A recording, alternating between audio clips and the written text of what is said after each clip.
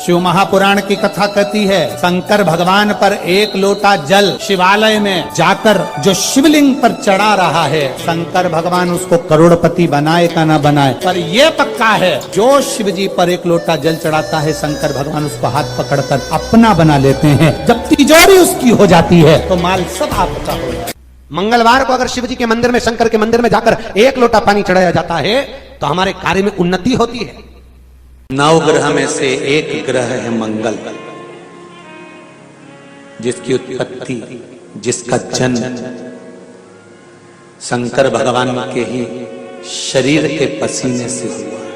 और इस मंगल को ठंडा करने वाला कोई दूसरा नहीं है। धधकते हुए इस लाल ग्रह को, धधकते हुए इस मंगल ग्रह को अगर कोई समाप्त करा है तो इनकी धर्म पत्नी मेघा ने, ज्वालिनी ने करा है। मंगल ग्रह की पत्नी का नाम क्या है? मेघा। किसी किसी पुराण में ज्वालिनी भी लिखा है। अपन मेघा भी समझ लो, ज्वालिनी भी समझ लो। बहुत क्रोध, बहुत क्रोध मंगल, क्योंकि इसके जन्म का जो समय है ना वो बड़ा विचित्र है। मंगल के जन्म का जो समय है वो बड़ा विचित्र। ये ग्रह मंडल में रहेगा, देवताओं के रूप में पूजा जाएगा, पर मेरे क्रोध के कारण उत्पन्न हुआ है, इसलिए इसका ग्रह थोड़ा सा क्रूर होगा। एक बात बहुत ध्यान से सुनिएगा, विवाह, शादी, संतान प्राप्ति,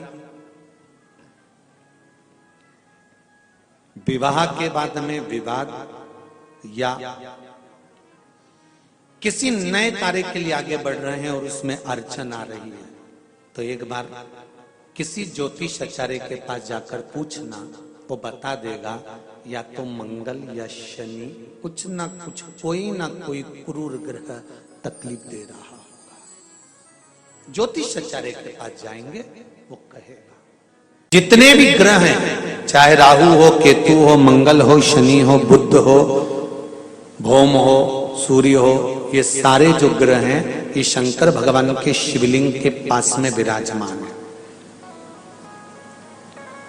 शिवलिंग के पास में विराजमान। कभी मौका मिल जाए, विवाह शादी में देरी हो रही हो, या कोई नया कार्य चालू कर रहे हो उसमें देरी हो रही हो, या कोई सर्विस के लिए, नौकरी के लिए जा रहे हो और वो कार्य नहीं हो रहा हो, तो एक धतूरा, केवल एक धतूरा, उस धतूरे को फोड़कर उसके अंदर का फल निकालकर उस फल को शिवलिंग पर चढ़ाकर एक लोटा जल शंकर भगवान को समर्पित कर कर। दिन होना चाहिए मंगलवार। कौन सा दिन होना चाहिए? जम के बोलो जरा, मंगलवार का समर्पित करो।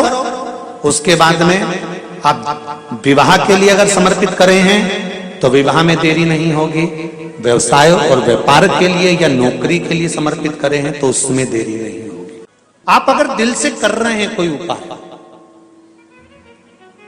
आप भगवान शंकर की आराधना अगर दिल से कर रहे हैं, भगवान शिव की आराधना आप हृदय से कर रहे हैं, तो ये निश्चित है कि शिव दिल से सुनेगा जरूर। तेरा ही दिया मैंने खाया पिया है, तेरा शुक्रिया। आंकड़े की माला, महाराज, आंकड़े के पत्ते की जो माला होती है, ये माला कार्य की सिद्धि के लिए होती है। इसमें एक एक आंकड़े के पत्ते पर सीताराम लिखा जाता है। मात्र एक पत्ता ऐसा होता है जिस पत्ते पर सीताराम नहीं लिखा जाता। 108 पत्ते में से एक पत्ता, बस उस पत्ते को हथेली में रखकर उल्टा हाथ आपको रखना है और अपनी कामना कर कर उस पत्ते को बांध देना है।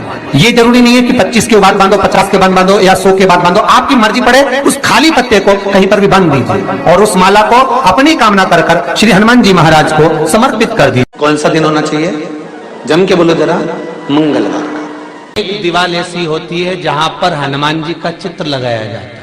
चाहे तुम पर्वत उठाने वाला चित्र लगाओ हनुमान जी का, चाहे बैठे हुए लगाओ, चाहे रामायण पढ़ने वाला लगाओ, चाहे लंका दहन करने वाला लगाओ, चाहे राम नाम जपने वाला लगाओ, चाहे लक्ष्मण को संजीवनी देने वाला लगाओ, चाहे मौन मुद्रा में लगा दो, चाहे स्तुति में लगा दो, चाहे भजन में लगा दो, हनुमान जी का कोई भी चित्र लगता है तो ना पूरब में लगेगा, ना पश्चिम में लगेगा, ना दक्षिण में लगेगा। हनुमान जी का अगर चित्र लगता है तो उत्तर की दीवार में दक्षिण को देखते हुए लगता है, केवल एक ही स्थान से। पूर्वजों के चित्र को, पितरों के चित्र को, गए हुए हमारे जीवों के चित्र को दक्षिण में विराजमान किया जाता है, उसी तरह हनुमान को उत्तर में विराजमान कर कर दृष्टि दक्षिण में कर दी जाती है। घर में हनुमान जी के जितने फोटो होते हैं उसको केवल दक्षिण दिशा में लगा, उत्तर दिशा में लगा बिठा देते हैं, और दक्षिण की ओर उनकी दृष्टि होना चाहिए, दक्षिण की ओर उनका मुख होना चाहिए।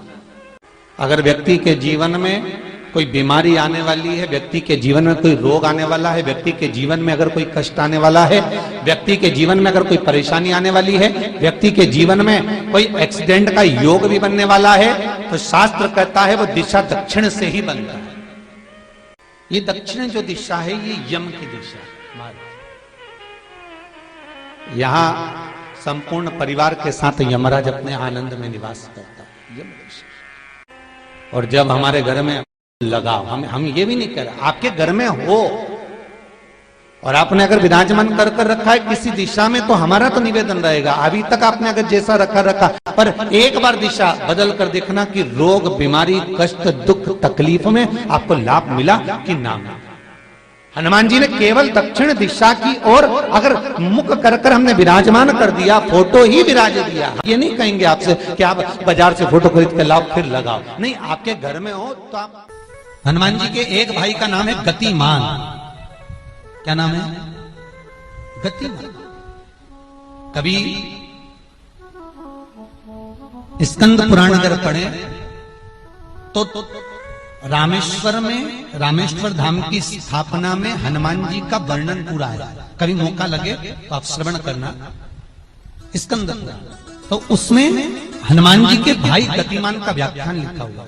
अगर कोई व्यापार, व्यवसाय या कोई गाड़ी या कोई फैक्ट्री, जो लोहे का काम करने वाले हैं, जिनकी फैक्ट्रियां चल रही हो, वाहन का कोई गाड़ी लाके एक्सीडेंट हो जाता है, कोई पकड़ लेता है, कोई चक्कर आ जाता है, कुछ ना कुछ प्रॉब्लम, अगर लोहे से जुड़ी हुई फैक्ट्री हो, व्यापार हो, व्यवसाय हो, गाड़ी हो, घोड़ा हो, उसमें तकलीफ आ रही हो, तो किसी भी 14 के दिन, किसी भी 14 के दिन, चाहे पूर्णिमा की हो चाहे अमावस्या की हो, हनुमान जी महाराज के उल्टे पांव का सिंदूर लाकर गाड़ी पर या फैक्ट्री पर स्वस्तिक बना दिया जाए और गतिमान का नाम लेकर बनाया जाए, तो उस फैक्ट्री में कभी तकलीफ नहीं आ सकती, उसमें उन्नति ही बढ़ेगी।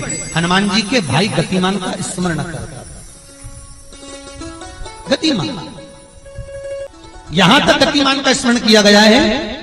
अगर किसी पति पत्नी में झगड़ा चल रहा हो, प्रेम नहीं बढ़ रहा हो, बहुत क्लेश हुई और अदालत में बात पहुंच गई, तलाक होने वाला है, तो भी गतिमान का नाम लेकर हनुमान जी के मंदिर में एक ध्वजा लगा दी जाती है और उस पर, ध्वजा पर स्वस्तिक बना दिया जाता है गतिमान का नाम लेकर, तो पति पत्नी का प्रेम वापस बढ़ जाता है और तलाक नहीं होता है। महाराज, जिसका तलाक नहीं चाहिए, अगर मन से सोच के बैठे कि तलाक चाहिए तो मत करो, पर नहीं चाहिए, प्रेम बढ़ाना है, उसके लिए गतिमान।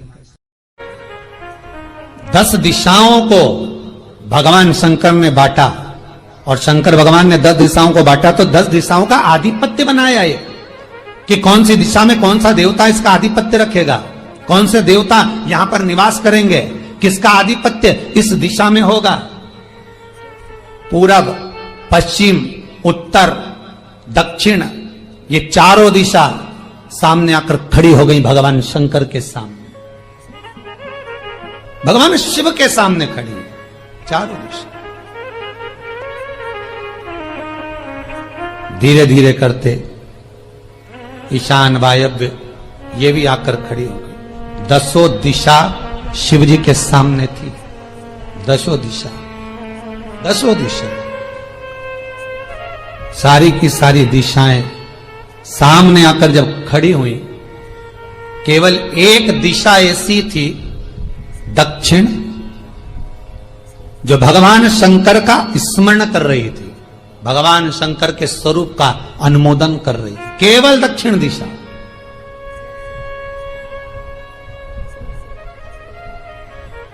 कई लोगों के मन में एक प्रश्न है, जीवन से होगा शायद, और जितने लोग टीवी पर सुन रहे हैं, मोबाइल पर सुन रहे हैं कथा को, यूट्यूब फेसबुक पर, आपके भी मन में यह प्रश्न आया होगा, कभी जिंदगी में तो आया होगा कि शंकर जी की जलाधारी उत्तर में क्यों होती है।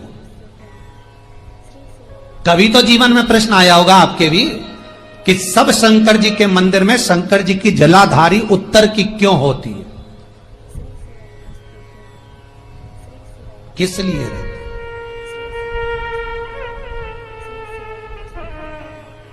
महाराज,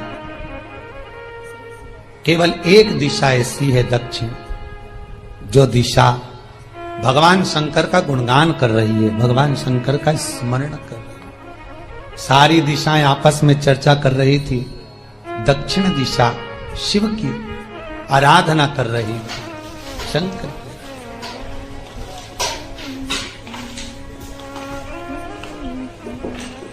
वहीं पर उत्तर जो दिशा थी वो खड़ी होकर दक्षिण दिशा की ओर हंसने लगी।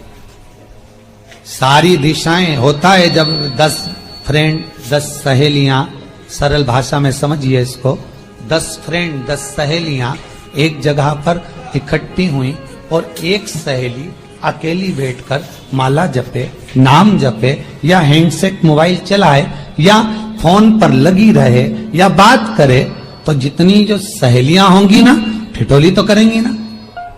दक्षिण दिशा को देखकर उत्तर दिशा ठिठोलियां करने लगी, हंसने लगी।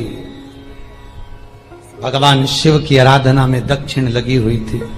पूरब और पश्चिम, ये 2 दिशा ऐसी थी जिनको बहुत अभिमान था, बहुत अभिमान।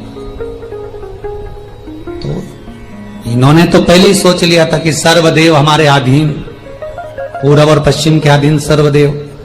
तो जब सर्वदेव मेरे अधीन है, हमारे अधीन है, तो हम क्यों जपें, हम क्यों स्मरण करें। पूरब और पश्चिम बैठे रहे। एक सिंपल भाव में बैठे भी रहो ना, मत हंसो, मत ठिठोली करो तो भी चल जाए, पर उत्तर ठिठोली करो। और उत्तर दिशा ने जैसे ही ठिठोली करी, शब्दों के बाण कहना दक्षिण को चालू करे। इतने में भगवान शंकर जो मध्य थे, सामने जिस शिव की आराधना दक्षिण दिशा कर रही थी, जिसके स्वामी है यमराज,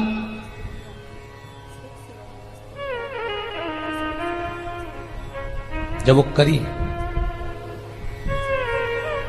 दक्षिण दिशा ने एक बार हाथ जोड़कर कहा, उत्तरा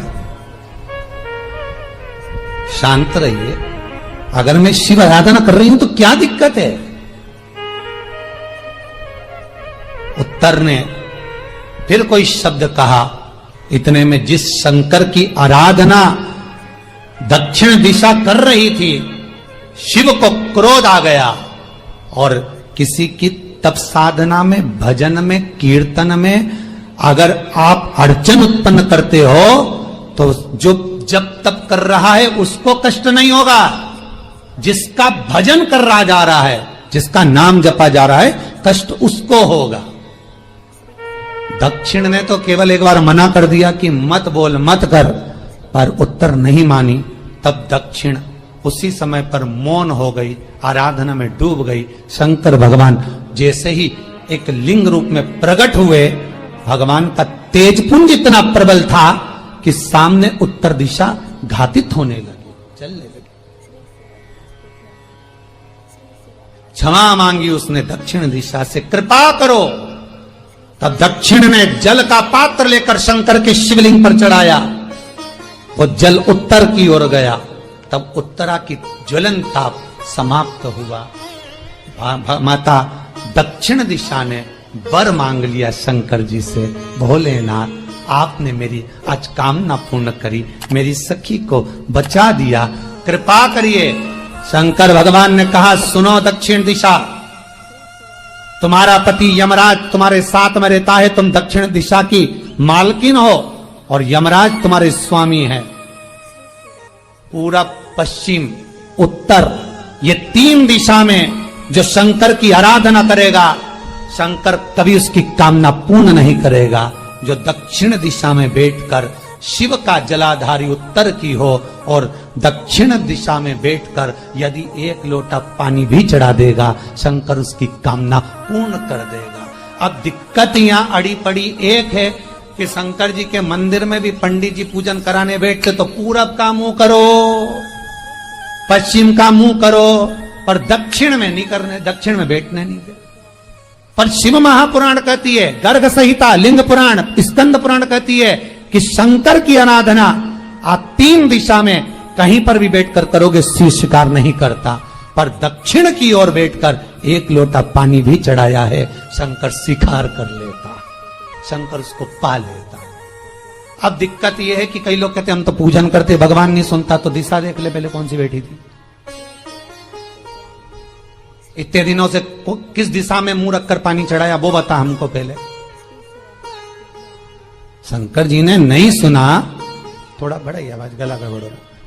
अगर शिव जी ने नहीं सुना आपका, तो क्यों नहीं सुना,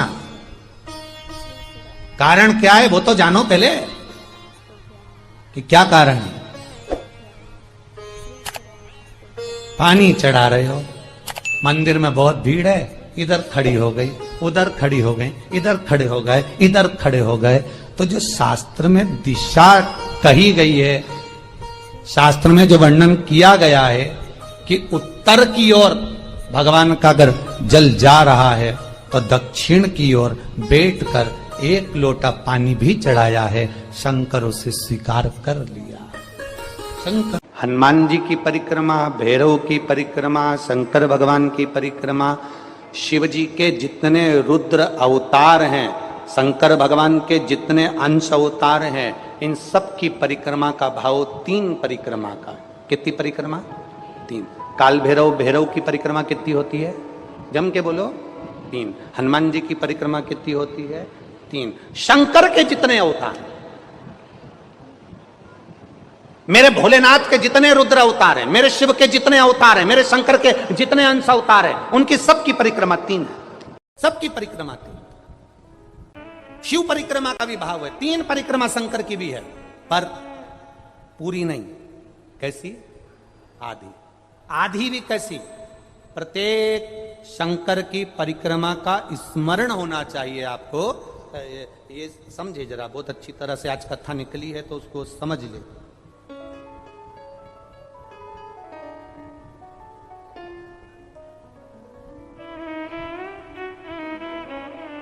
जैसे मंदिर के बीच में गर्भगृह में ये शिवलिंग रखा है, हम जब परिक्रमा चालू करते हैं तो यहां से यूं गए और यहीं से हम वापस आ गए, वापस हम यहीं से आ गए। शंकर की परिक्रमा पूर्ण कब मानी गई? आधी परिक्रमा को पूर्ण कब कहा गया? शिव की परिक्रमा को हम पूर्ण कैसे मान सकते हैं? हम कहते हैं, हमारे शास्त्र कहते हैं कि शंकर की 3 परिक्रमा करो, या भगवान की 3 परिक्रमा करो, या देवता की 3 परिक्रमा करो। परिक्रमा का फल कब मिलता? परिक्रमा का अंश फल कब मिलता? शिवलिंग जलाधारी मंदिर के बीचों बीच है। जब मंदिर के बीचों बीच है, नंदी बाहर है, आपने परिक्रमा करना प्रारंभ करा, पूजन करने के बाद यहां तक गए, यहां से पानी बहता है, जल बहता है, तो हम इसको लांघते नहीं है। नहीं लांघते ना, इसको लांघते नहीं है। जब हम परिक्रमा करने के लिए यहां तक जब पहुंचते हैं, पहुंचने के बाद यहीं से थोड़ा सा पीछे हटकर हमको शंकर के शिवलिंग के वहीं से खड़े होकर नंदी का दर्शन करना चाहिए। जब हम परिक्रमा कर कर वापिस लौटते हैं, नंदी का इस शिवलिंग के सम्मुख से जब बाहर बैठे नंदी का हम दर्शन करते हैं और वापिस अपनी जगह पर आकर खड़े होते हैं, तब हमारी परिक्रमा एक पूरी मान ली जाती है और उसका फल हमें प्राप्त होता है। उस परिक्रमा का फल, हमने शंकर भगवान की परिक्रमा करी, किसी ने कहा आदि परिक्रमा करो, हम यहां तक गए, यहां से लौटकर वापिस आ गए। उस परिक्रमा करते समय हमने नंदी का दर्शन एक बार भी नहीं करा। अगर नंदी का दर्शन नहीं करा तो उस परिक्रमा का कोई फल हमें प्राप्त नहीं हो सकता। उस परिक्रमा का कोई फल हमें प्राप्त नहीं हो सकता। अब 3 परिक्रमा हमारा वर्णन किया, तो 3 परिक्रमा क्या करोगे? यहां वापिस आओगे, यहां वापिस जाओगे क्या? बोलो जम के, वापिस जाओगे क्या? नहीं। 3 परिक्रमा शंकर भगवान की जो वर्णन करी गई, यहां से चले, यहां पहुंचे, पहुंचने के बाद आपने यहां शिव जी का शिवलिंग के वहीं से नंदी का दर्शन करा, फिर वापिस पलटे, फिर नंदी का दर्शन करा, फिर पलटे, फिर नंदी का दर्शन करा। यहां खड़े होकर आप जब 3 बार नंदी का दर्शन कर लेते हो, एक ही परिक्रमा में 3 बार नंदी का दर्शन कर लेते हो, तो 3 परिक्रमा का फल प्राप्त हो जाता है और हमारा वो कार्य सफल हो जाता है। 3 परिक्रमा का। जब राघव जी चश्मा लगाते थे और इतना मोटा लगाते थे, और शिव महापुराण का एक उपाय हमारे को पढ़ने में आया कि शहद शंकर भगवान पर चढ़ाकर उसको नैनों में लगाना प्रारंभ करो, चश्मा उतर जाता है। तो राघव जी का जब चश्मा उतर सकता है तो बेलपत्री पर शहद लगाकर शिव को चिपकाने से राघव जी पास भी हो सकते हैं, ये निश्चितता है।